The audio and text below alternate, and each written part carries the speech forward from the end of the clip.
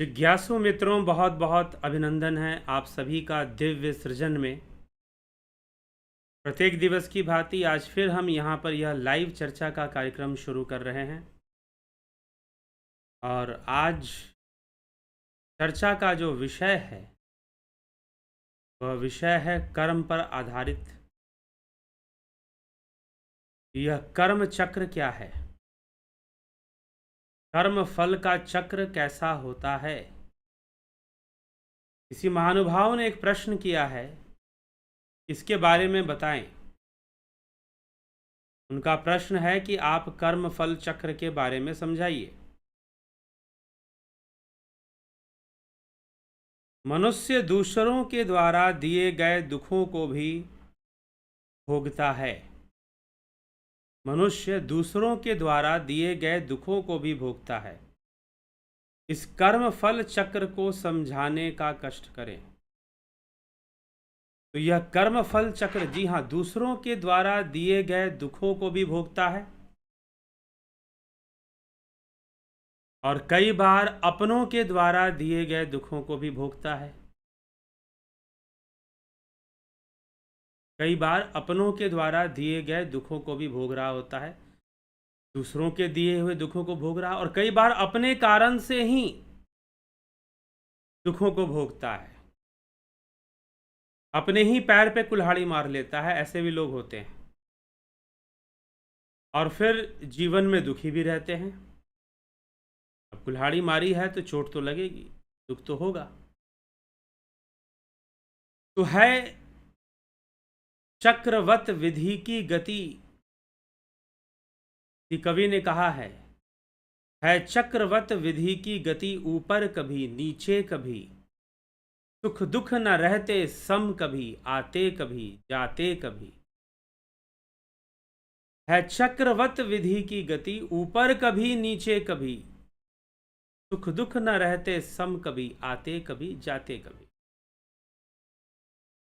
तो चक्रवत विधि की गति कैसी है, ऊपर कभी नीचे, कभी सुख की ओर तो कभी दुख की ओर है, और यह जीवन में चलता ही रहता है। हमें स्वीकार करना पड़ता है। एक जानते हैं जीवन में समस्या क्या है कि कई बार हम, अब जैसे कि अगर आपने अगर दर्शन शास्त्रों का अध्ययन किया हो, दार्शनिक अध्ययन किया हो, गंभीरता से, ऐसे टाइम पास के लिए नहीं, तो फिलॉसफी में बहुत सारे टॉपिक्स स्टडी किए जाते हैं, जैसे कि आइडियोलॉजी, जैसे कि आइडियलिज्म है, आदर्शवादी विचारधारा। आइडियलिज्म के बाद रेशनलिज्म है,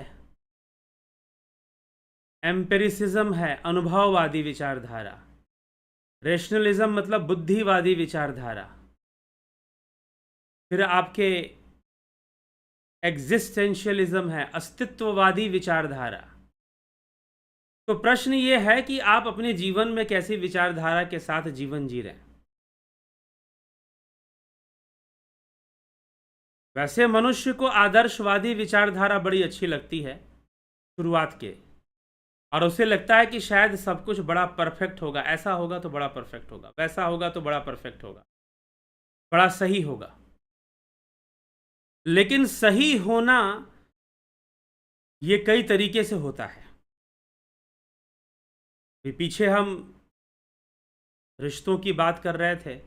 कई बार कुछ रिश्ते होते हैं जो देखने में बड़े सही होते हैं, सब कुछ उसमें परफेक्ट दिखाई देता है, लेकिन कई बार वो बाहर से दिखने वाली परफेक्ट चीजें अंदर से परफेक्ट नहीं होती। बाहर से दिखने वाली बहुत ही परफेक्ट जो रिश्ते होते हैं वो अंदर से परफेक्ट नहीं बन पाते हैं। अनेकों लोगों के जीवन की कहानी है, बाहर से कुछ और, अंदर से कुछ और।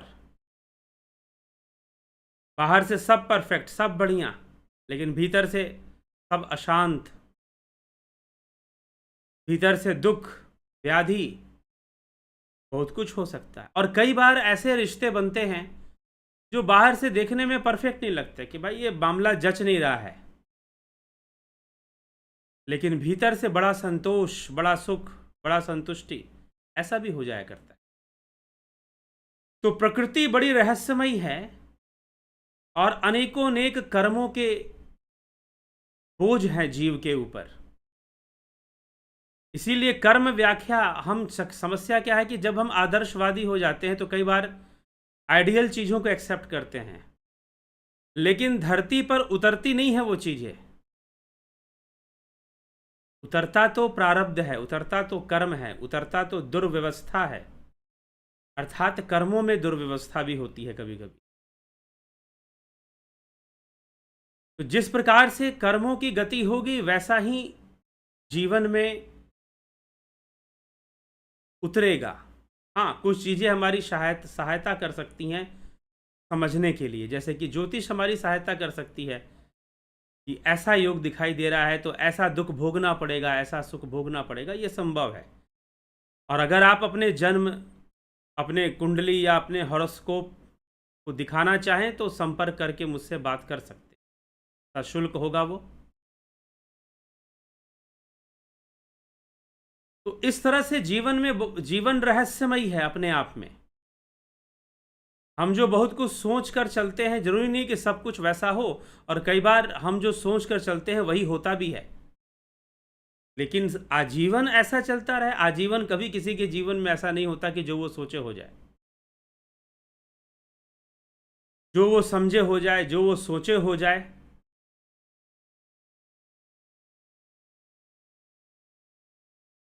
आजीवन नहीं होता। हाँ, लेकिन कुछ समय के लिए ऐसा हो सकता है कि जो आप सोचे वही हो जाए।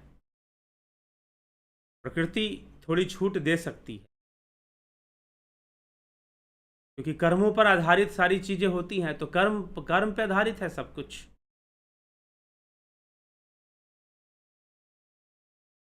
कर्म पे आधारित है सब कुछ।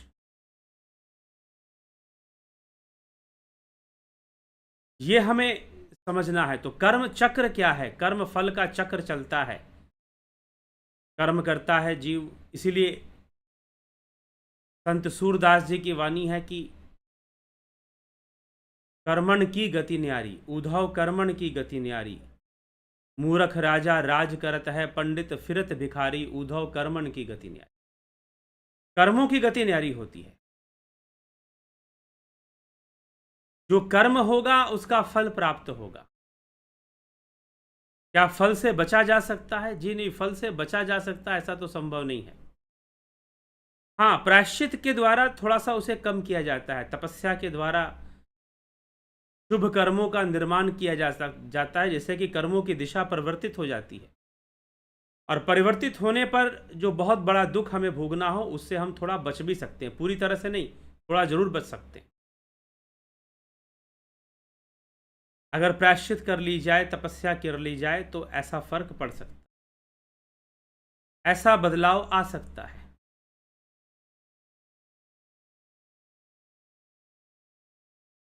ठीक है, तो कर्म फल देंगे। अब बहुत सारी चीजें हैं कि हमें एक बात हमेशा ध्यान रखना चाहिए कर्म करते समय कि आप कर्म करो, फल तो मिलेगा, किसी ना किसी रूप में फल जरूर आएगा, किसी ना किसी रूप में फल तो जरूर आएगा। अगर आपने कर्म किया है तो हो सकता है कि आप जैसे चाह रहे हो वैसे फल ना आए, किसी दूसरे रूप में फल आ जाए, ये भी संभव है। किसी दूसरे रूप में फल आ जाए, यह भी संभव है। यह आपको फिर देखना है कि आप कैसे कर्म करेंगे, किस प्रकार से कर्म करेंगे। अब क्या किसी को वरदान मिल जाए, श्राप मिल जाए, तो क्या वो भी लगता है? जी हाँ, वो भी लगता है, लेकिन किसी का वरदान या किसी का श्राप उसे कर्मों से नहीं बचा सकता, कर्म फल से नहीं बचा सकता। मान लीजिए कि किसी के कर्म में गरीब होना लिखा है और उसे वरदान मिल गया अमीर होने का, किसी ऋषि ने दे दिया, किसी देवता ने वरदान दे दिया, तो क्या कर्म फल बदल जाएगा? जी नहीं, फिर भी नहीं बदलेगा। अगर उसके कर्मों में लिखा है गरीब होना, तो वो किसी ना किसी रूप में गरीब जरूर होगा। भीष्म पितामह, महाभारत। भीष्म पितामह को वरदान मिला था इच्छा मृत्यु का, कि आप अपनी इच्छा से मृत्यु को प्राप्त करेंगे। महाभारत के युद्ध में अर्जुन ने भीष्म पितामह को बाणों की सैया पर सुला दिया था, और वो सोए हुए थे, लेकिन उनकी इच्छा नहीं हुई मृत्यु को प्राप्त करने की, देह त्यागने की। उनकी इच्छा हुई कि मैं महाभारत का युद्ध पूरा देखूंगा, उसके बाद देह त्यागूंगा। और जब तक उनकी इच्छा नहीं हुई तब तक वो मृत्यु को प्राप्त ना हुए। तो उनको इच्छा मृत्यु का वरदान था। इसका मतलब वरदान क्या, कर्म से ऊपर हो गया। जब भगवान श्री कृष्ण भीष्म पितामह के पास पहुंचते हैं अंत समय में, तो उनसे भीष्म पूछते हैं कि हे कृष्ण, तुम तो हमेशा कर्म की बात करते हो, हे कृष्ण मुझे बताओ कि मैंने जो ये दुख भोगा है महाभारत के युद्ध को देखने के लिए, मैं बाणों की सैया पर लेटा रहा, मुझे तो इच्छा मृत्यु का वरदान था, लेकिन तुम कर्म की बात करते हो, तो मुझे ये बताओ कि मैंने ऐसा कौन सा कर्म किया था कि मुझे ये बाणों की सैया पर सोना पड़ा। मैंने अपना कौन सा कर्म किया था। मैं अपने कुछ पिछले जन्मों को जानता हूं, लेकिन उन जन्मों में तो मुझे ऐसे कोई कर्म नहीं दिखाई देते जिसके कारण से मुझे इन बाणों की सैया पर सोना पड़े। तो कृष्ण कहते हैं कि आप अपनी आंखें मूंदिए, मैं आपको ले चलता हूं, और 100 वर्ष पूर्व जन्म में ले जाते हैं, और वहां दिखाते हैं कि वहां पर उन्होंने कांटे से एक सर्प को या एक टिड्डे को भेद दिया था, ताकि देखिए आपने ऐसा कर्म किया था, कई कांटों से इसे आपने भेदा था, और उस कर्म का फल ही आपको मिल रहा है, भले ही उसका साधन वरदान है। उसका साधन वरदान है, अर्थात वरदान के कारण आपको वरदान मिला है इच्छा मृत्यु का, लेकिन इस वरदान के माध्यम से भी आप अपने कर्मों का फल भोग रहे हैं। तो वरदान मिलना और श्राप मिलना बड़ी चीज नहीं होती। कहीं पर आपको वरदान मिल जाए लेकिन आपके अपने कर्म खराब हों, तो वह वरदान भी साथ नहीं देगा, वह वरदान भी दुख का कारण बनेगा। नल और नील 2 वानर थे, रामायण में उनकी कथा आती है। 2 वानर थे, उनको श्राप था कि भाई वो जो भी पानी में डालेंगे वो डूबेगा नहीं, तैरेगा, क्योंकि वो भगवान की मूर्तियां कई बार पानी में डाल दिया करते थे बचपन में, खेल खेल में। तो उन्हें ऋषियों ने श्राप दे दिया। अब मिला तो श्राप था, लेकिन श्राप वरदान बन गया। उनको अवसर मिल गया राम सेतु निर्माण करने का, और उनके द्वारा फेंकी गई जो पत्थर थी वो डूबती नहीं थी, और उसी से सेतु का निर्माण हो गया। राम सेतु का बहुत बड़ा निर्माण हो गया, राम सेतु बन गया। तो कर्मों की गति तो मिलेगी, कर्म तो आएंगे, कर्मों का फल तो भोगना पड़ेगा।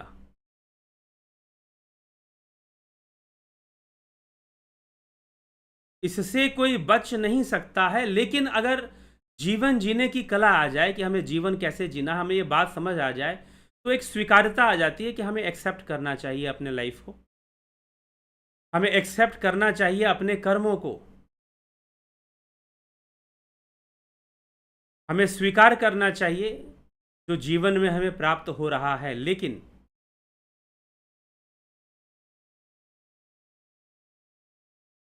बात सही है कि स्वीकार तो करना है, लेकिन साक्षी भाव से हम अगर स्वीकार करें तो निश्चय ही यह जीवन सरल हो जाएगा, जीवन को जीना सरल हो जाएगा। तो जीवन को जीना सरल करना चाहिए। कब सरल होगा जीवन का जीना? जब हम कुछ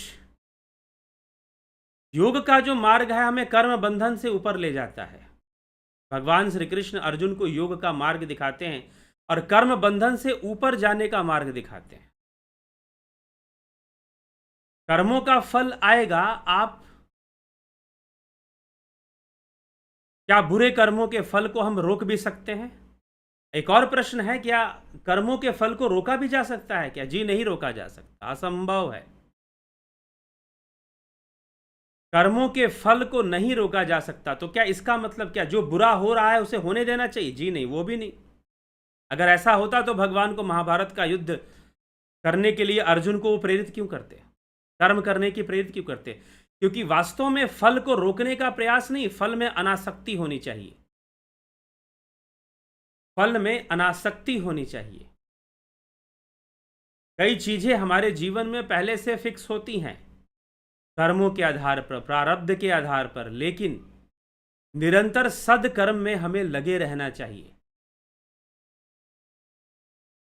कर्मों के फल के प्रति अनासक्त होकर उचित कर्मों को करने में लगे रहना चाहिए, क्योंकि इसके अलावा कोई विकल्प नहीं है। कर्म करने के अलावा कोई विकल्प नहीं है, कर्म तो आप करोगे।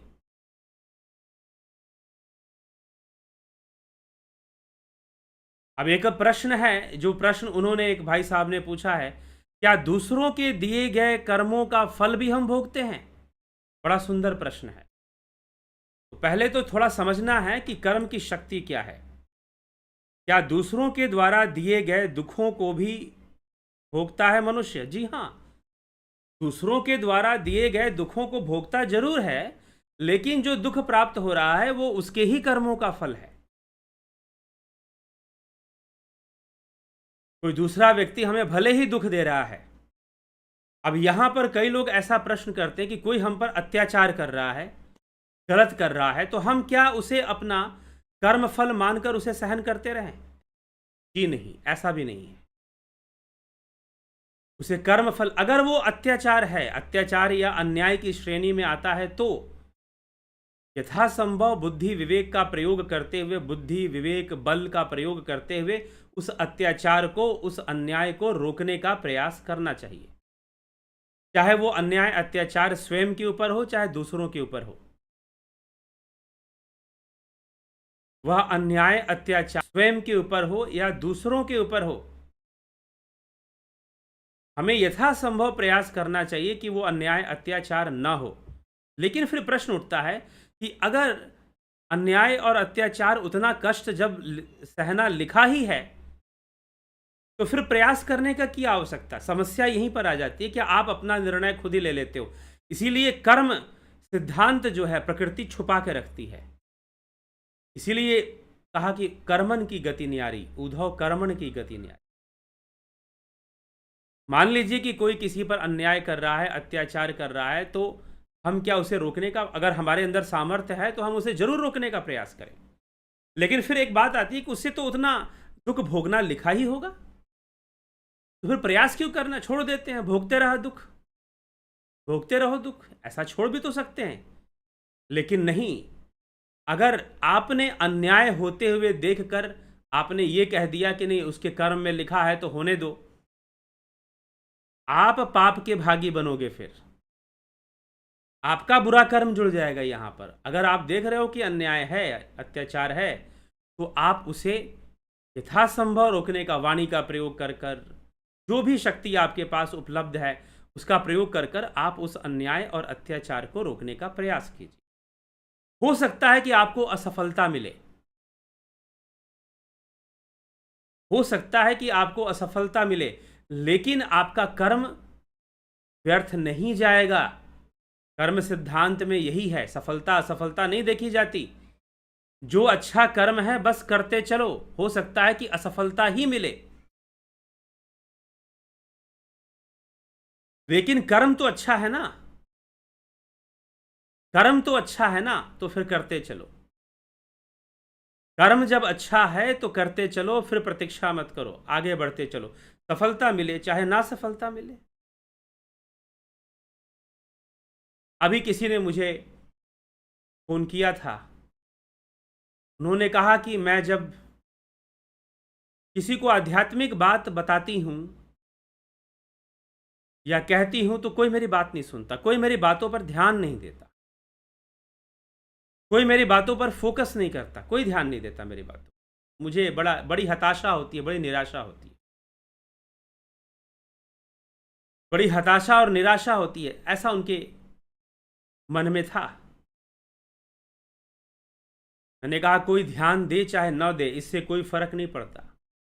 आपने एक अच्छी प्रयास की है, आपने एक अच्छी प्रयास की है, लोगों को अध्यात्म से जोड़ने का काम किया है, लोक कल्याण का काम किया है, मानवता सेवा, मानव सेवा का कार्य आपने शुरू किया है, तो यह कार्य आपको करना ही चाहिए, भले ही कोई ध्यान न दे। कर्म का फल आपको जरूर मिलेगा। हो सकता है आपकी बात कोई ना माने, लेकिन कर्मों का फल आप तक जरूर जरूर जरूर पहुंचेगा, इसमें कोई संशय नहीं है। इसीलिए कर्म परायण बने रहना ही विकल्प है, और वो भी शुभ कर्मों का संकल्प लेना ही विकल्प है।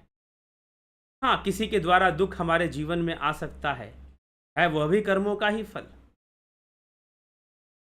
लेकिन कर्म सिद्धांत या कर्म शास्त्र जो है, मीमांसा शास्त्र जो है, ये प्रेरणा नहीं देता। अगर ये प्रेरणा देता तो कर्मकांड का सिद्धांत नहीं देता। ये प्रेरणा नहीं देता कि छोड़ दो। मैंने किसी एक बहुत बड़े मंच से, कोई बहुत बड़े गुरुजी थे, नाम नहीं लूंगा उनका, वो अपने मंच से कह रहे थे अपने शिष्यों को, या शायद उनके शिष्य लोग जो थे समझा रहे थे कुछ प्रवचन में, कि भाई, उनसे पूछा गया कि अगर ट्रेन में या कहीं पर कोई भिखारी आए तो हमें उसे दान देना चाहिए या नहीं देना चाहिए। तो मन से कहा गया कि अगर आप दान देते हो तो उनके कर्मों में बाधा उत्पन्न करोगे। अगर दान देते हो तो कर्मों में बाधा, वो उनको दुख मिल रहा है, उनके कर्मों से मिल रहा है, तो कर्म के सिद्धांत में बाधा उत्पन्न मत करो, ऐसा गुरुजी ने कहा अपने शिष्यों को। लेकिन प्रश्न है, क्या ये साधारण मनुष्य की औकात है कि वो कर्म सिद्धांत में बाधा उत्पन्न करे? इतनी ताकत रखता है कि कर्म सिद्धांत में बाधा उत्पन्न कर दे? किसी भिखारी को दान दे देने से क्या कर्म सिद्धांत में बाधा उत्पन्न हो जाएगी? अरे उस भिखारी को भी उतना ही मिलना है जितना उसके कर्म में है, चाहे आप दो चाहे ना दो। हाँ, अगर आप देते हो तो आप अपना पुण्य अर्जित करते हो।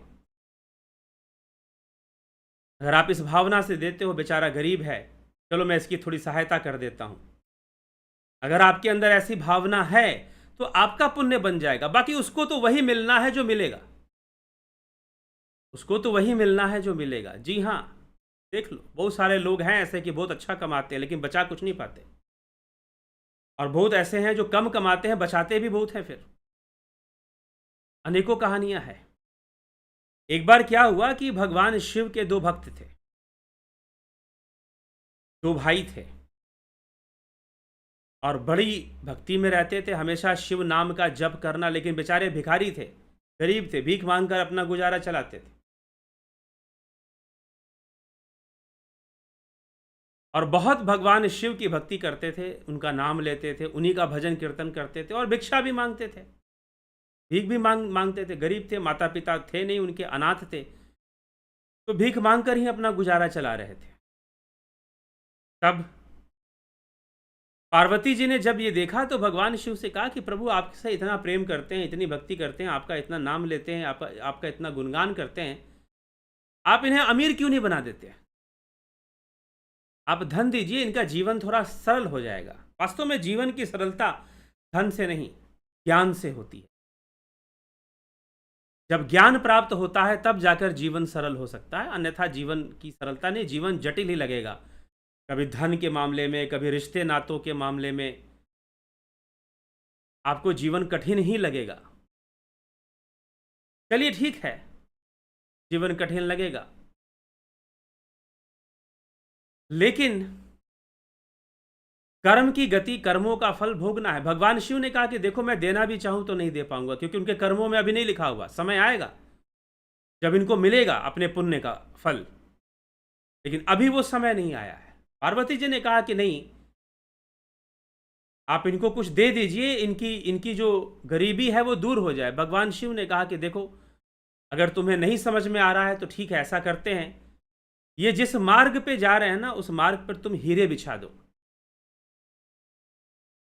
और ये हीरे इनको मिल जाए, क्योंकि सीधा जाकर देना ठीक नहीं है, सीधा जाकर मैं दे भी नहीं सकता हूं, क्योंकि ऐसी कोई तपस्या या ऐसा कोई कर्म नहीं है जिससे कि मैं सीधा जाकर कुछ दूं। हीरे बिछा दो और इनको हीरे मिल जाएंगे, और जब हीरे मिल जाएंगे ये अमीर हो जाएंगे। पार्वती जी ने क्या किया, उन दोनों भाइयों के रास्ते पर हीरे बिछा दिए। जिस रास्ते से वो जा रहे थे उस रास्ते पर हीरे बिछा दिए, हीरे के दाने, छोटे छोटे हीरे के हीरे बिछा दिए कि चलो इनको जैसे ही हीरा देखेंगे ये लोग ले लेंगे, और एक एक हीरा तो फिर करोड़ों में बिकेगा, लाखों में बिकेगा, तो उसका दाम भी मिलेगा, तो फिर जीवन इनका अच्छा हो जाएगा, अमीर हो जाएंगे ये लोग।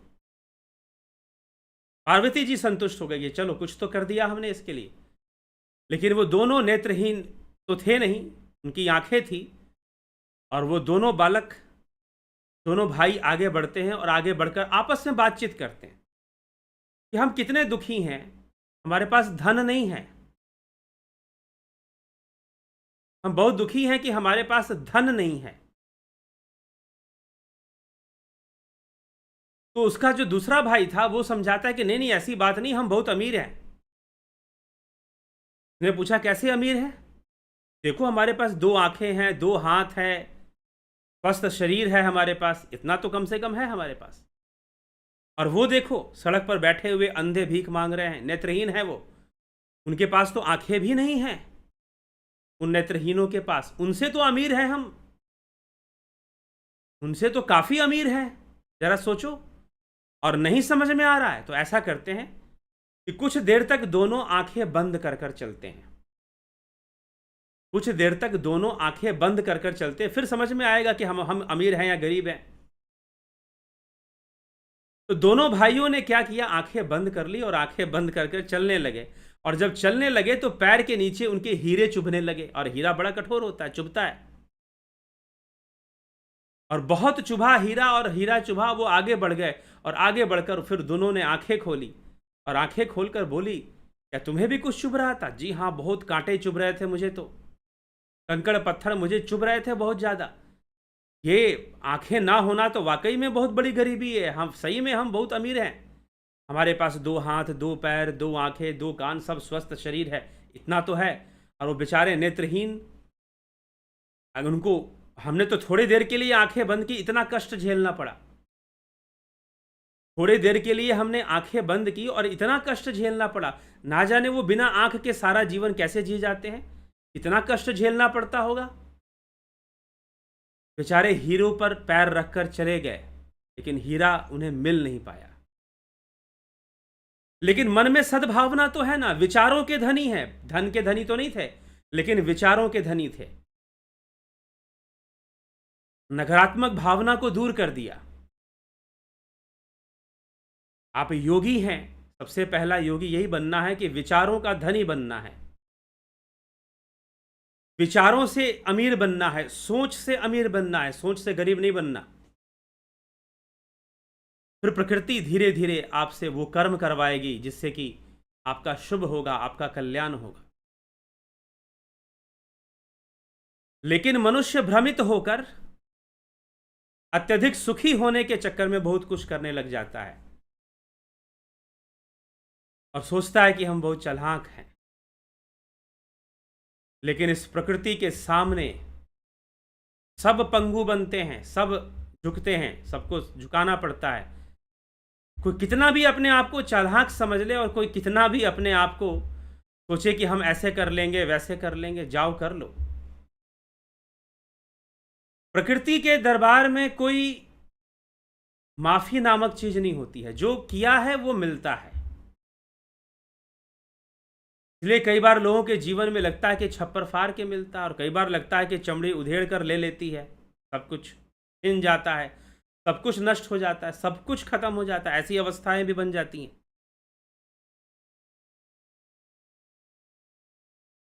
तो हमें यह विचार करना है, हमें यह समझना है, यह सब प्रारब्ध से चलता है, तो भगवान शिव भी नहीं दे सकते।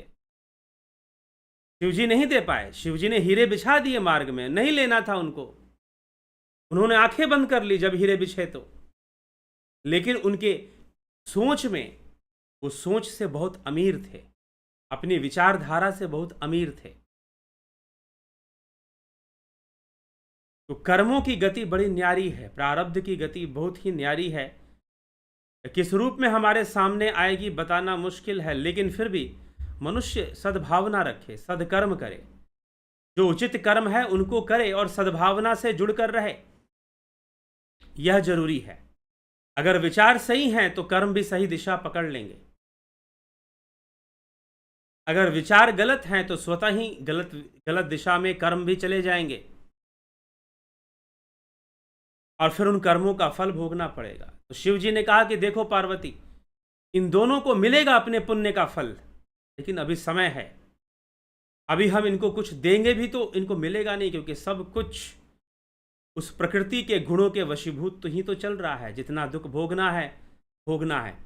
फर्क कितना है कि ज्ञानी भोगे ज्ञान से, अज्ञानी भोगे रोए रोए। अज्ञानी सिर पटक पटक कर रो रो कर भोगेगा और ज्ञानी जो है उसे थोड़ा साक्षी भाव से देखेगा, थोड़ा दृष्टा भाव से देखेगा। भोगना तो उसको भी है, दुख आएगा लेकिन भोगना तो उसको भी है। तो साक्षी भाव से, दृष्टा भाव से देखकर ही वह आगे बढ़ेगा। तो ज्ञान होना जरूरी है, अनुभव होना जरूरी है।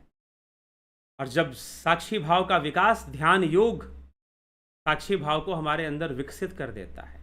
इसलिए साक्षी भाव रखने वाले ही निष्काम भाव से कर्म कर पाते हैं। साक्षी भाव रखने वाले ही निष्काम भाव से कर्म कर पाते हैं, और निष्काम भाव से कर्म करने वाले निश्चय ही, निष्काम भाव से कर्म करने वाले निश्चय ही अपने जीवन को सुखी कर पाते हैं, जीवन को शांत कर पाते हैं और एक बेहतर जीवन जी पाते हैं। आर्ट ऑफ लिविंग सीख पाते हैं। वो जीवन जीने की कला उन्हें समझ में आ जाती है कि कैसे जीवन जीना है। तो है चक्रवत विधि की गति, ऊपर कभी नीचे, कभी सुख दुख न रहते सम, कभी आते कभी जाते, कभी ये चलता रहेगा, कभी सुख तो कभी दुख। कई बार दुख लंबा भी चल जाता है, कई बार सुख लंबा भी चल जाता है। निर्भर करता है कैसा प्रारब्ध है। तो इसीलिए अपने पैरों पे कुल्हाड़ी ना मारे, खुद से अपने कर्म खराब ना करें। अपने पैरों पे कुल्हाड़ी ना मारें और खुद से अपने कर्म कृपया खराब ना करें।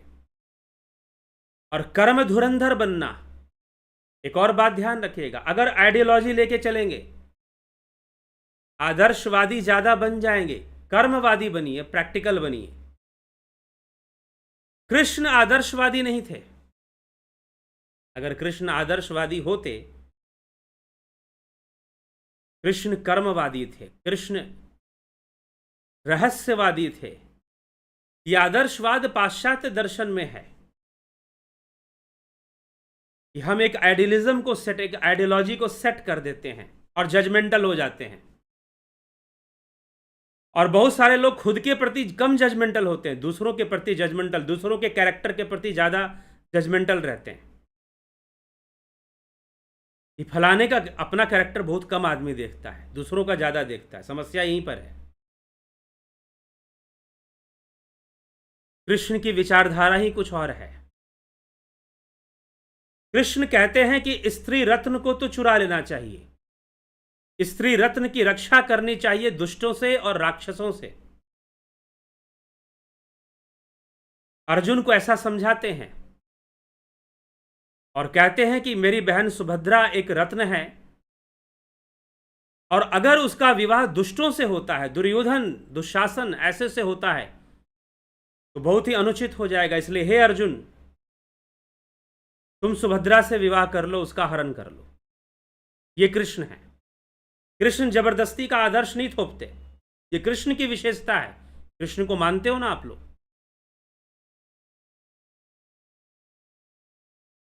जबरदस्ती का आदर्श थोपने के कारण क्या हुआ? द्रौपदी का चीरहरण हुआ। सब आदर्शवादी हैं बेचारे, जितने सभा में बैठे हुए लोग हैं ना, सब आदर्शवादी हैं, लेकिन फिर भी द्रौपदी का चीरहरण हो रहा है।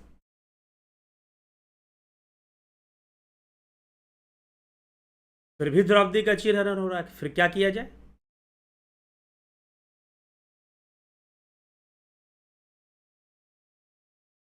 तो इसीलिए कई बार आइडियलिज्म जो है बहुत नुकसान कर सकती है। आदर्शवादी बनना कई बार बहुत नुकसान की चीज़ हो सकती है, लेकिन समस्या क्या है कि हम सब लोग चाहते हैं कि लाइफ में सब कुछ परफेक्ट परफेक्ट हो। ऐसा होता नहीं है। कई बार बाहर से दिखने वाले परफेक्ट रिश्ते अंदर से बहुत ही इम्परफेक्ट होते हैं, और कई बार लगता है कि इम्परफेक्ट सा दिखाई दे रहा है, लेकिन अंदर से बहुत संतुलित होता है। अब योगियों का जीवन, साधु ऋषियों का जीवन देख लीजिए भाई।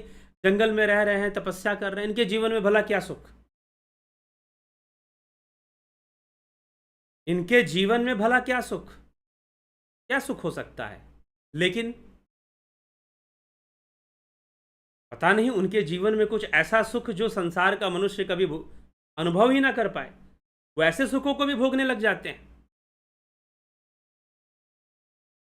तो इसीलिए यह बात समझना है कि प्रकृति के अंदर चीजें बड़ी रहस्यमय, जीवन अपने आप में बहुत रहस्यमय है।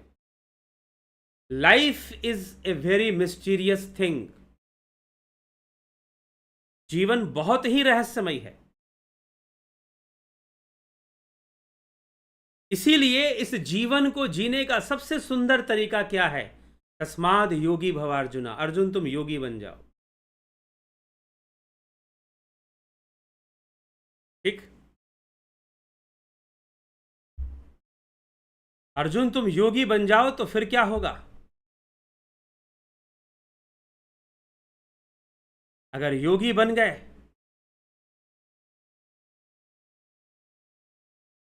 तो तुम्हारा जीवन सुधर जाएगा।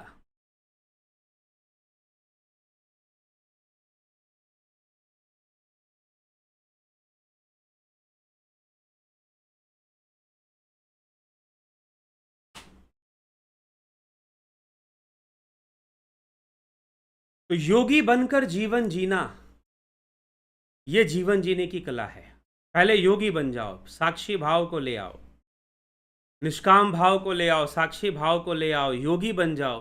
और योगी बनने के बाद फिर जीवन को जीना शुरू कर।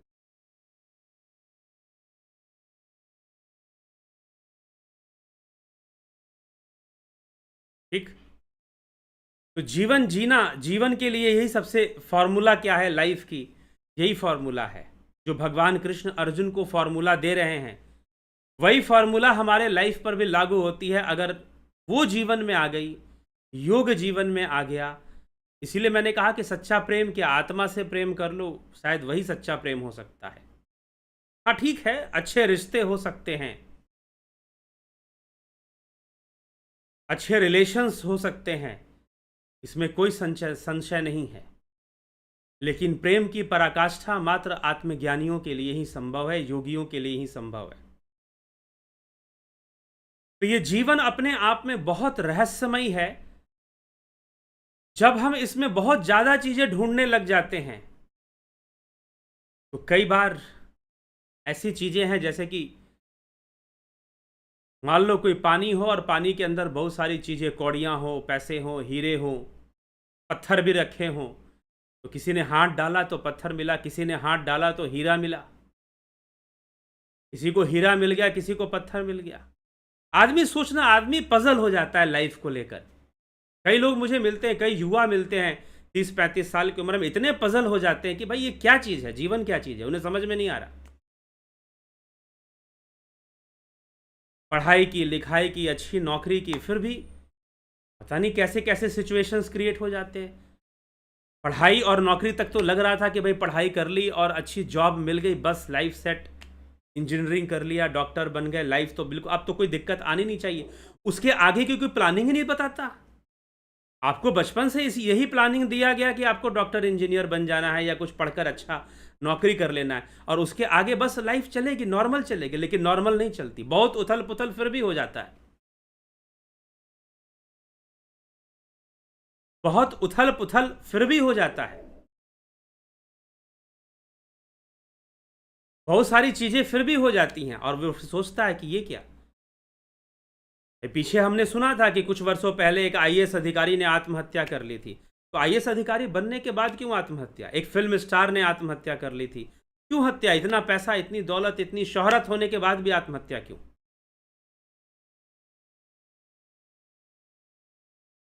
क्यों, किस लिए? इसलिए योगी बन जाना और योग तस्मात् योगी भवार्जुना। क्या योगी जीवन नहीं जीता? अर्जुन भी तो जीवन जी रहा है, अर्जुन भी तो गृहस्थ जीवन में है, क्षत्रिय है, योद्धा है, साधारण जीवन जी रहा है। राजा जनक भी जी रहे हैं, उनके भी रिश्ते बन रहे हैं, टूट रहे हैं, बन रहे हैं, बहुत सारी चीजें हो रही है, उनके जीवन में भी हो रही है। ऐसी बात नहीं कि जो योगी भाव से जीवन जी रहा है उसके जीवन में उथल पुथल नहीं होगा, लेकिन साधारण व्यक्ति और उसमें बहुत फर्क हो जाएगा। वो चीजों को जिस भावना से देखता है, जिस दृष्टि से देखता है, जिस साक्षी भाव से देखता है, और एक साधारण मनुष्य जिस भाव से देखता है, उनमें बहुत बड़ा अंतर आ जाता है, उनमें बहुत बड़ा फर्क हो जाता है। इसीलिए दूसरों ने हमें दुख दिया है हमारे ही कर्मों का फल, लेकिन अगर दुख अन्याय के रूप में प्राप्त हो रहा है तो अन्याय को अगर रोक सकते हैं तो रोकने का कोशिश तो जरूर करना चाहिए, प्रयास तो जरूर करना चाहिए, और कोशिश कभी बेकार नहीं जाती। न किसी रूप में उन कर्मों का फल तो सामने आएगा ही आएगा, उन कर्मों का फल तो सामने आएगा ही आएगा। इसमें अत्यधिक, तो इसीलिए कर्म करते रहिए और शुभ कर्मों को करिए। तन्मे मनः शुभ शिव संकल्प मस्तु, शिव संकल्प को धारण करके कर्म करिए और आगे बढ़ते रहिए, यही एक उपाय है। और योगी बनकर जीवन जिए तो जीवन सरल हो जाएगा, नहीं तो जीवन बहुत रहस्यमयी है। बहुत सारी घटनाएं जीवन में अजीब अजीब ढंग से घटती हैं, समझ में नहीं आता क्यों हो गया, कैसे हो गया। फिर मन में प्रश्न उठता है कि कर्मों का फल क्या होता है, जीवन क्या होता है, चीज़ें कैसे चल रही हैं, हमारे अनुसार तो नहीं चल रही हैं। बहुत मेहनत करके भी हम बहुत कुछ नहीं कर पा रहे हैं, और कोई व्यक्ति बहुत थोड़ा बहुत कुछ करके बहुत कुछ कर ले रहा है। अनेकों परिस्थितियां बन रही हैं। तो जीवन यही है। आप आइडियोलॉजी लेके आप दुखी क्यों होते हैं? क्योंकि आप आदर्श लेके चलते, आप परफेक्शन का आदर्श मान के चलते कि शायद यही परफेक्ट है, शायद ऐसा ही परफेक्ट है, ऐसे ही होना चाहिए, लेकिन नहीं जानते अच्छे से अच्छे रिश्ते और अच्छे से अच्छी चीज़ें जो कि हम परफेक्टली करने की कोशिश करते हैं, वो भी बाद में ऐसे हो जाती हैं जैसे कि हमने क्या किया था और हमने क्यों किया था, ये प्रश्न खड़ा हो जाता है। हमने तो अपनी तरफ से अच्छा किया था, लेकिन फिर भी ऐसे क्यों हो गया। और कई बार कुछ अच्छा करने के चक्कर में लोग इतना दिमाग लगा देते हैं कि कुछ बुरा कर जाते हैं। हर आदमी सब कुछ परफेक्ट कर लेना चाहता है, सब कुछ सही ऐसा हो जाए वैसा हो जाए, प्रयास भी करता है, लेकिन चीज़ें अलग ढंग से होनी होती हैं, चीज़ें अलग ढंग से हमारे सामने आनी होती हैं, और वो आती हैं प्रारब्ध के कारण, वैसे ही उसी रूप में आती हैं।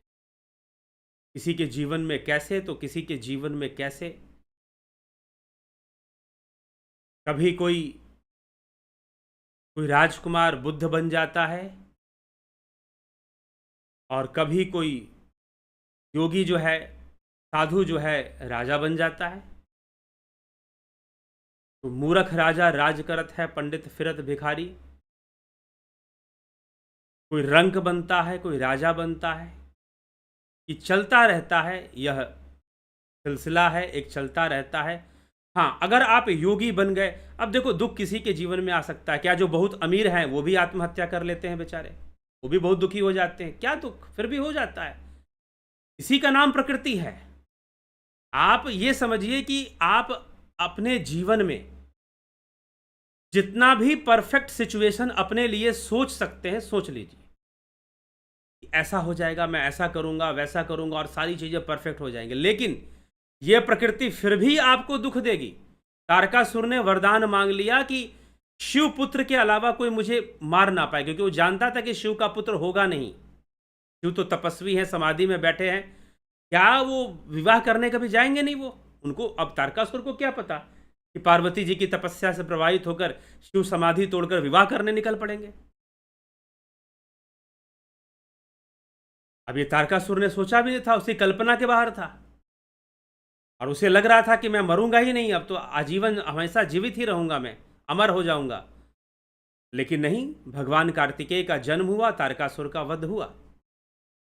तो आप परफेक्ट से परफेक्ट सोच लो, परफेक्ट से परफेक्ट तैयारी कर लो, ये प्रकृति आपके परफेक्ट से परफेक्ट को भी बिगाड़ने का ताकत रखती है। वो ऐसे सिचुएशन क्रिएट कर देगी कि सब कुछ अच्छा होते हुए भी सब कुछ बुरा होने लग जाए। और कई बार लोग सब कुछ अच्छा करने के चक्कर में गलत कर्म भी कर लेते हैं, अपने आप को चालाक समझकर, ज़्यादा स्मार्ट समझकर बुरे कर्म भी कर देते हैं। फिर ऐसा भी कई बार हो जाता है, उसका भी रिजल्ट फिर सामने आना होता है। तो कई तरीके से कई चीज़ें सामने आती हैं, ठीक। इसीलिए जीवन रहस्यमयी है।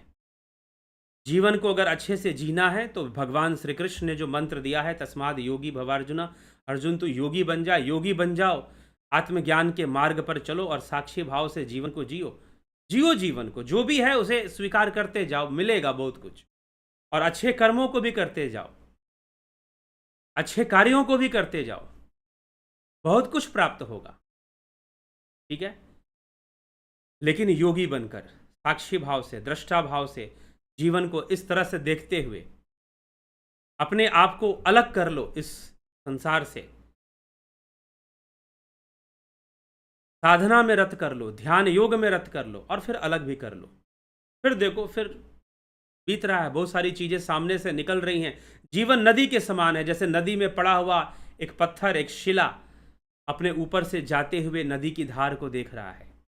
बहुत कुछ जा रहा है, कभी उसके ऊपर से कोई मृत शरीर जा रहा है, डेथ बॉडी जा रही है, कभी फूल जा रहे हैं ऊपर से, कभी लकड़ी का कोई टुकड़ा बहते हुए जा रहा है। वो सबको देख रहा है, फूलों को भी देख रहा है, डेथ बॉडी को भी देख रहा है, बस देख रहा है जो बीत रहा है। जो जीवन जो है पानी की धार के समान निकल रहा है, नदी की धार के समान निकल रहा है, रुकता नहीं है, ये चल रहा है, चलते जा रहा है, चलते जा रहा है। हमें भी बस इसको साक्षी भाव से, दृष्टा भाव से देखना है। बहुत सारी परिस्थितियां बनती हैं, अनेकों तरह से बनती हैं, अनेकों प्रकार से बनती हैं। अगर वो दृष्टा भाव आ गया, अगर वो योगी भाव आ गया, तस्माद योगी भव अर्जुन, जो भगवान कृष्ण अर्जुन से कहते हैं, यदि वो योगी भाव आ गया तो जीवन जीना सरल हो जाएगा। नहीं तो कभी कुछ, कभी कुछ, कभी बहुत अच्छा आ जाएगा तो हमको लगेगा शायद सब कुछ अच्छा ही अच्छा होगा और हम सब कुछ अच्छा ही अच्छा कर लेंगे और हम बड़े चालाक हैं तो जो हम कर लेंगे। तो मनुष्य कई बार ऐसी दुविधा में, अपने ही मन के जाल में वो फंस जाता है, अपने ही मन के जाल में वो फंस जाता है। तो वो हमें फंसना नहीं है, समझना है जीवन को और कर्म सिद्धांत को। प्रारब्ध आएगा, कर्मों के फल में आसक्ति मत रखो, अपना कर्म करो। यही भगवान कृष्ण ने कहा, कर्मों के फल में आसक्ति मत रखो, सुख दुख बहुत सारी चीजें आ जाएंगी, लेकिन जो भी उचित कर्म है करते चलो, बढ़ते चलो। चलिए आपके कमेंट्स को देख लेते हैं। ध्यान योग का कार्यक्रम चल रहा है, एक दिन और है ज्वाइन करने के लिए, एक दिन और है ज्वाइन करने के लिए। आप ज्वाइन करना चाहते हैं कर सकते हैं। प्राकृतिक चिकित्सा का भी कार्यक्रम चल रहा है, उसके लिए भी एक दिन और है ज्वाइन करने के लिए। करना चाहे जरूर ज्वाइन करिए, लाभ उठाइए। 9661802459 पर, इस नंबर पर संपर्क कर डिटेल ले लेंगे और ज्वाइन कर सकते हैं, ठीक। व्हाट्सएप मैसेज करके आप डिटेल लेंगे और ज्वाइन कर सकते, ठीक।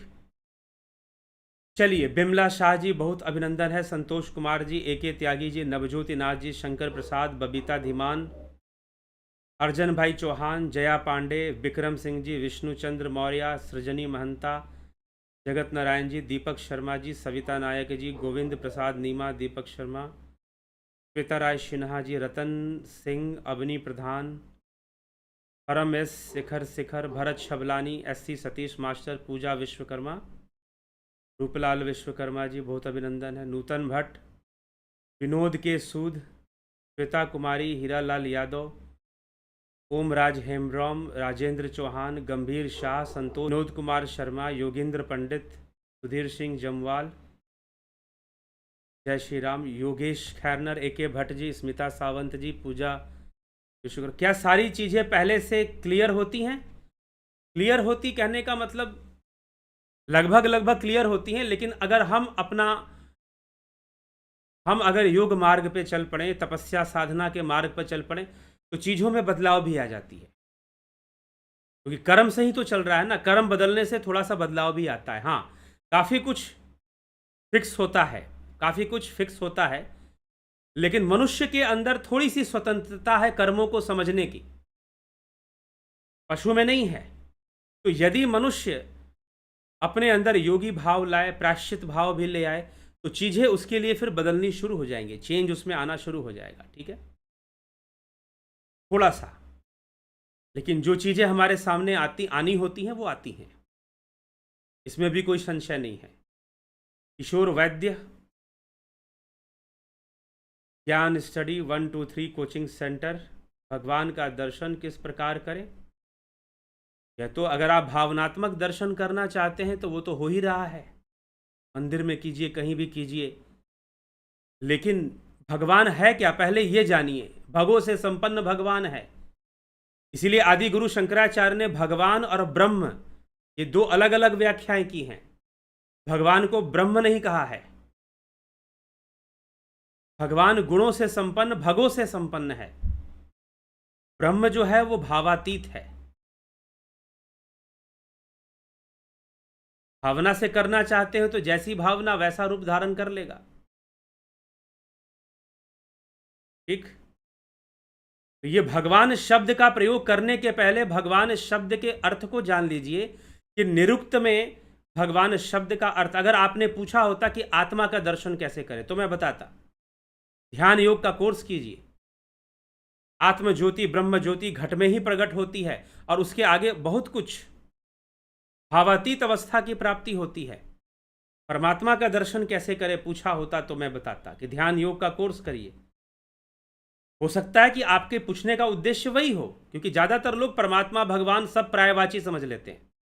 नहीं, भगवान शब्द की अलग व्याख्या मिलती है शास्त्रों में, इसलिए मैं बता रहा हूं। ठीक, भगवान शब्द की अलग व्याख्या प्राप्त होती है, तो इसीलिए उसको समझकर फिर हम चले तो ज़्यादा अच्छा है। गोविंद प्रसाद कोरी जी, अमन कक्कर जी, बहुत अभिनंदन है। नरेंद्र माकुड़े, सुधीर सिंह जामवाल, गुरु जी, गुप्त रहस्यमय विद्या जो कृष्ण जी महाराज ने अर्जुन जी को बताया था, जो वेदों में गुप्त गोपनीय है, जो दिव्य योग है, क्या वो अब भी कहीं मौजूद होगा? अगर मिल जाए तो उसका पथ करना चाहिए। ध्यान योग है, हमारे शास्त्रों में वो विद्या बताई गई है, आप अपने आप में ही उसे गुप्त कहे जा रहे हैं। हमारे शास्त्रों में, पुराणों में कई जगहों पर साधना की ऐसी गुप्त विधियां बताई गई हैं। हाँ, जिसने अभ्यास, हाँ, करवा वही पाएगा, आप उसी के माध्यम से जानेंगे जो स्वयं इसका अभ्यास कर रहा हो, जान रहा हो। जो ध्यान योग जो चलता है, इसमें गुप्त विद्याएं हैं, जिससे कि व्यक्ति शून्य की अवस्था तक जाता है। इसमें गुप्त विद्याएं हैं जो दिव्य नेत्र का उन्मूलन कर देती हैं, दिव्य नेत्र को खोल देती हैं।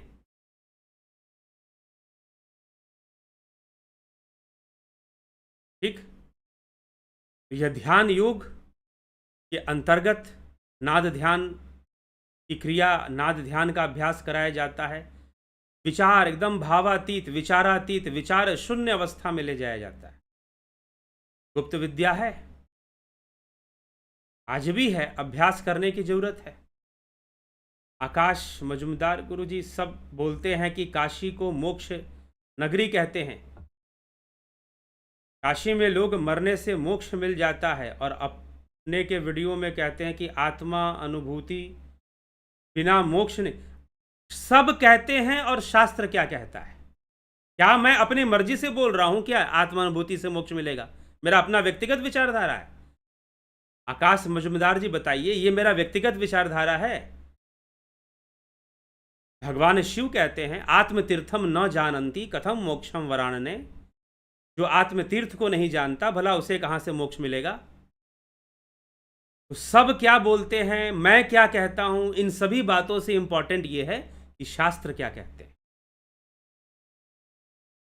इन सभी बातों से ज़्यादा महत्वपूर्ण है कि शास्त्र क्या कहते हैं। ठीक है, यही तो शास्त्र ही तो समस्या का समाधान करेंगे। नहीं तो कोई ये कहेगा, कोई वो कहेगा, तो धर्म रहेगा नहीं ना। फिर धर्म जो है वो धर्म रहेगा ही नहीं, कुछ और हो जाएगा, नेतागिरी चलेगी सिर्फ खाली। और जिनको नेतागिरी चलानी है वो नहीं चाहते कि लोग शास्त्र पढ़ें, क्योंकि शास्त्र पढ़ लेंगे तो नेतागिरी मुश्किल से चल पाएगी। फिर सही में अगर हिंदू समाज अपने शास्त्रों का सही सही ज्ञान कर ले तो फिर बात बदल जाएगी। सविता नायक जी, पलक धारी जी, राजभर जी, राजेश भाई मकवाना, सुधीर सिंह जमवाल।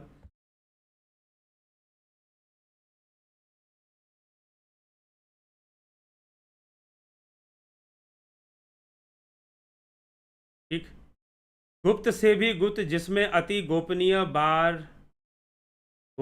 बार तालाब है, जो भगवत गीता में भी नहीं है। अरे आप कहोगे, मैं क्यों मानूंगा इसको? मुझे मानने की ये पर्सनल बात आप कर ही क्यों रहे हैं कि क्या आप मानोगे? और वो कौन सा शास्त्र हो सकता है? गुरुजी कृपा करो। और क्या गुप्त से गुप्त कौन सा शास्त्र? बहुत सारे शास्त्र हैं। मूल शास्त्र हमारे समझा रहे हैं गुप्त विद्याओं को। अगर आप कुछ विशेष गुप्त जानते हैं तो आपको शुभकामना है, आप जानिए और सफलता को प्राप्त कीजिए। ठीक है, बाकी शून्य से आगे क्या हो सकता है, उस ब्रह्म से आगे क्या हो सकता है, उस ब्रह्म से आगे कौन सा गुप्त आप ढूंढ के लाएंगे?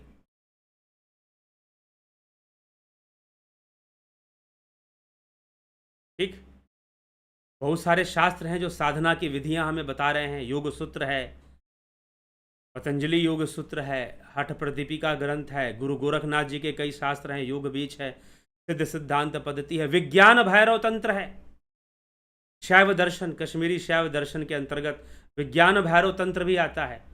साधना का मार्ग बताता है, धारणाएं 112 धारणाएं बताई जाती हैं। मार्ग है, बताया गया है। ये निर्भर करता है आपके ऊपर, आप कितना जानेंगे, कितना समझेंगे, कितना अभ्यास करेंगे। चितरंजन बरुआ जी, नरसाराम जी, घनश्याम सरोदे, आकाश मजुमदार।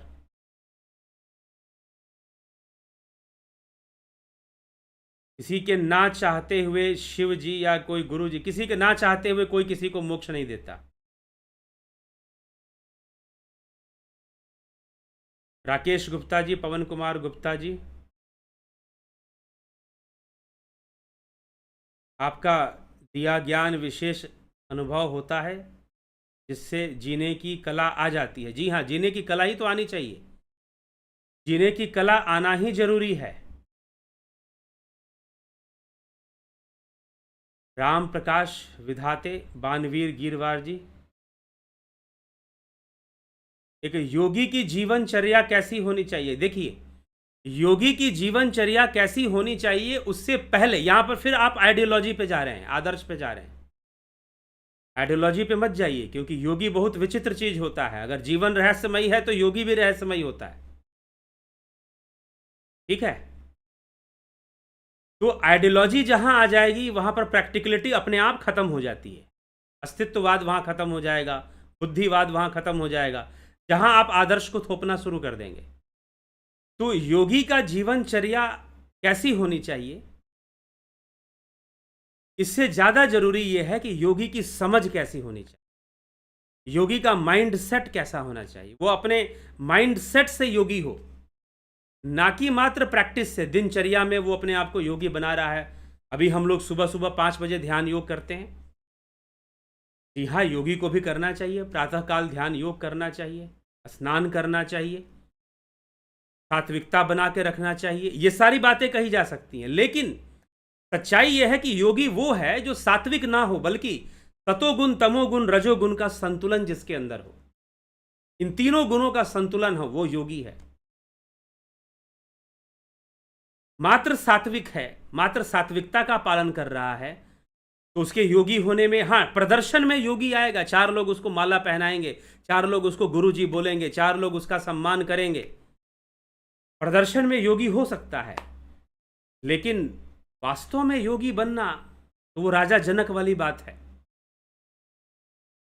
वो योगी नहीं दिखते थे, सुखदेव मुनि को बड़ा संशय हुआ कि भला ये आदमी योगी कैसे हो सकता है और ये मेरा गुरु कैसे हो सकता है, ये तो राजपाट में लिप्त है। तो योगी होना वास्तव में दिनचर्या होता ही नहीं है। योगी होना, अर्जुन को जो योग सिखा रहे हैं भगवान कृष्ण, क्या कह रहे हैं कि सुबह सुबह स्नान करो और ध्यान लगा के बैठो। कोई दिनचर्या दिया कृष्ण भगवान ने? हाँ, एक नियम दिया कि संतुलन में जीवन जियो, आहार विहार संतुलन में रखो। बहुत अधिक खाने वाला, बहुत कम खाने वाला, बहुत अधिक सोने वाला, बहुत कम सोने वाला या ना सोने वाला, इन लोगों से योग सिद्धि नहीं हो सकती। इन लोगों से कभी योग सिद्धि नहीं हो सकती। तो एक योगी की जीवनचर्या वास्तव में उसके अंदर एक समझ पैदा होनी चाहिए संसार के प्रति, जो समझ हमारे शास्त्र दे रहे हैं, अपनी साधना से, अपने ज्ञान से एक समझ पैदा होनी चाहिए। इसलिए सबसे ज्यादा महत्वपूर्ण है अभ्यास, साधना का अभ्यास। जिन लोगों ने भी ध्यान योग का कोर्स किया है उनके लिए सबसे ज्यादा, अगर वो चाहते हैं कि हमें जीवन के रहस्य समझ में आए और हमें जीवन समझ में आए, ध्यान योग पर समय दीजिए। ध्यान योग करिए, जीवन अपने आप सरल लगना शुरू हो जाएगा। अपने आप प्रकृति अपने रहस्यों को प्रकट करेगी। जो ध्यान योगी होते हैं उनके सामने प्रकृति अपने रहस्यों को प्रकट करती है। अगर आप निरंतर अभ्यासरत हैं ध्यान योग में, तो अनेकों रहस्य आपके सामने प्रकट होंगे, जीवन के रहस्य प्रकट होंगे। तो अभ्यास महत्वपूर्ण है, अभ्यास करना जरूरी है। और आपकी योग साधना से वातावरण भी बदलता है, आपके परिवार के लोग भी उससे प्रभावित होते हैं। जो आपसे जुड़ेगा वही प्रभावित होता चला जाएगा। अगर आपकी साधना वैसी हो गई हो, अगर आपने वैसा अभ्यास कर लिया हो, तब।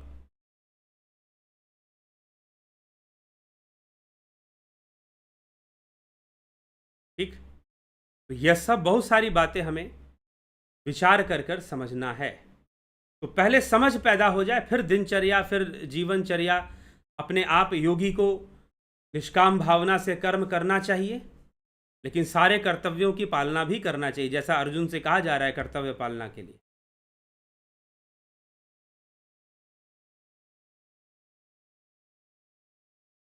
शिवम जोशी, क्या पुराण पढ़ने चाहिए और कौन सा? पुराणों से पहले शास्त्र पढ़ लेने चाहिए। जो वैदिक दर्शन है उनका अध्ययन जरूर करना चाहिए। षड दर्शन जिसको हम कहते हैं उनका, क्योंकि वो कॉन्सेप्ट्स देती हैं, सीधा सूत्र देती हैं। फिर उसके बाद पुराण का अध्ययन कीजिए। पहले सांख्य, योग, मीमांसा, वेदांत, न्याय, वैशेषिक, इसको समझिए। इस षड दर्शन वैदिक दर्शन है, ये वेदों की फिलॉसफी समझाते हैं। इसको समझिए और फिर पढ़िए पुराण, अगर पढ़ना है तो।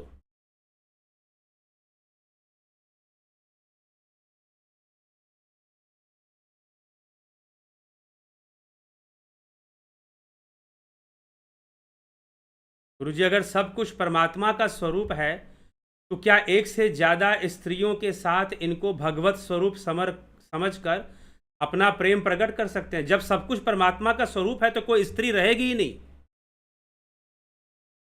अगर आप सब कुछ परमात्मा का स्वरूप देख रहे हैं तो आप स्त्री को देखोगे ही नहीं, फिर आप परमात्मा को देखोगे। ठीक है ना?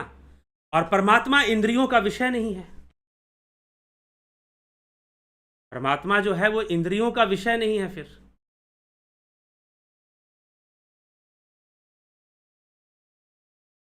ठीक, तो जो इंद्रियों का विषय, स्त्री तो इंद्रियों का विषय है।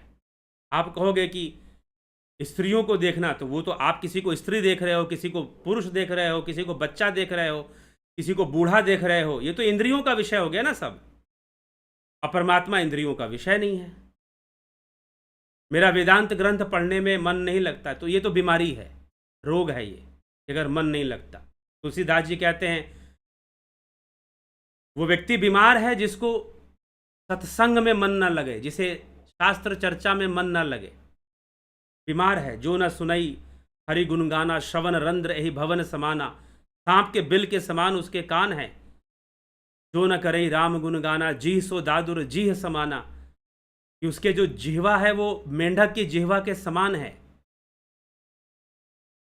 तो अगर आपको वेदांत में मन न लगे तो समझिए कि बीमारी है। अभी थोड़ा सा उस बीमारी ठीक होगी तो फिर मन लगेगा। वेदांत में मन न लगे तो सांख्य पढ़िए, योग पढ़िए, पतंजलि का योग दर्शन बहुत ही रोमांचित कर देने वाला है। पतंजलि का योग दर्शन बहुत ही रोमांचित कर देने वाला है। योग पढ़िए।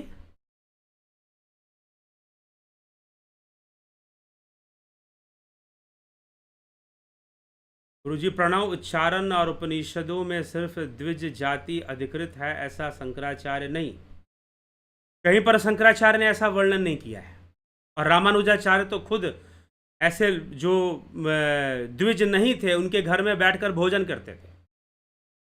रामानुजाचार्य ने ही जो भक्ति क्रांति लाई थी वो जाति प्रथा के विरुद्ध में थी।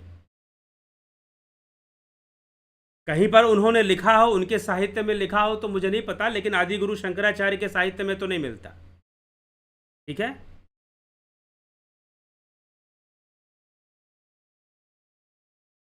हाँ, द्विज होने का मतलब संस्कारी होना। पहले तो यह भी समझना चाहिए द्विज होना क्या है। ब्रह्म यास्क मुनि निरुक्त शास्त्र के अनुसार, यास्क मुनि के द्वारा निरुक्त शास्त्र के अनुसार जो लिखित है, ब्रह्म जानती इति ब्राह्मण, जो ब्रह्म को जान लेता है वो ब्राह्मण है। जन्मना जायते शूद्रो संस्कारात द्विजुज्यते, जन्म से तो सभी शूद्र हैं, लेकिन जिनके संस्कार हो गए, जो संस्कारित हो गए, जो सुसंस्कृत हो गए, वो फॉर्मेलिटी वाला संस्कार नहीं, कर्मों में जिनके संस्कार आ गया है, कर्मों में जिनके संस्कार आ गया, जो सुसंस्कृत हो चुके हैं, वो द्विज हो जाते हैं। और जो ब्रह्म को जान जाते हैं वो ब्राह्मण हो जाते हैं। यास्क मुनि निरुक्त शास्त्र ये कहता है।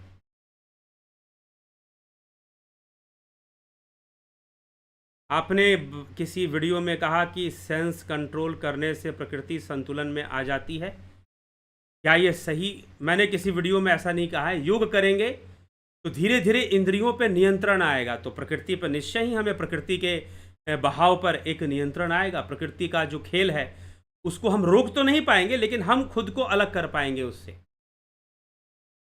और अलग रहेंगे तो वो उसकी प्रतिक्रिया हमारे भीतर नहीं होगी, उसका रिएक्शन हमारे अंदर नहीं होगा। ठीक है। अब कोई प्रश्न है आपके अंदर? आपको कौन सा दर्शन पसंद है? मुझे तो सब पसंद है। तो सब अपना अपना विषय देते हैं। न्याय तर्क का विषय देता है, वेदांत का विषय ब्रह्म है, सांख्य का विषय सृष्टि है, योग का विषय कैवल्य है, समाधि है, वैशेषिक का विषय तत्व है, न्याय का विषय वाद विवाद है, तर्क है। तो अपने विषय के अनुसार हर दर्शन में मेरी रुचि है। आपको कौन सा दर्शन पसंद है? सारे ही पसंद है जी, सारे ही पढ़े हैं।